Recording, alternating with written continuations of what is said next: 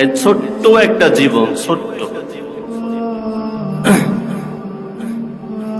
এখানে সবাই জ্ঞানী মানুষ। আচ্ছা বলেন তো, এই ছোট্ট জীবনে আমরা কত কি করতে পাগল। আমার বরিশালে একটা বাড়ি আছে, আমার চিন্তা আমার ঢাকায় একটা বাড়ি করতে হবে। আমার 1 লাখ টাকা আছে, আমার চিন্তা আমার 2 লাখ টাকা করতে হবে। এই ছোট্ট জীবনে আমরা কত কিছু না পাগলই হইলাম। অথচ চোখ দুইটা বন্ধ করে দেখেন, পৃথিবী কিচ্ছু না।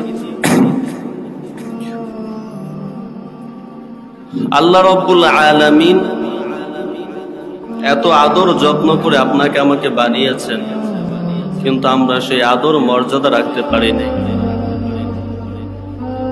খুব কষ্ট লাগে, কারণ শুক্রবারে মসজিদ ভরা, ফজরের সময় লোক পাই না নামাজ পড়া, জোহরের সময় মসজিদ ফাঁকা, আসরের সময় মসজিদ ফাঁকা।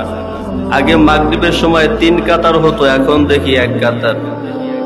আগে ইশারের সময় 2টা কাতার দেখতাম, এখন দেখি 4 জন 5 জন, আর সেই 5 জনের মধ্যে 3 জন হলো ছোট বাচ্চা। এই দুঃখ কারে বলবো?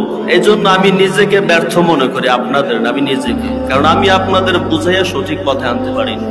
এই জন্য আমি নিজেকে দায়ী করি, আপনাদের না।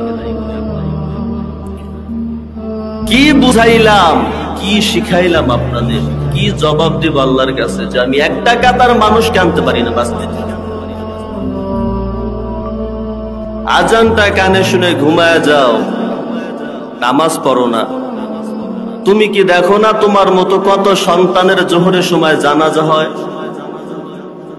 কেমন করে ঘুমাও তুমি, কেমন করে ঘুমাও তুমি, ফজর করে কাজা।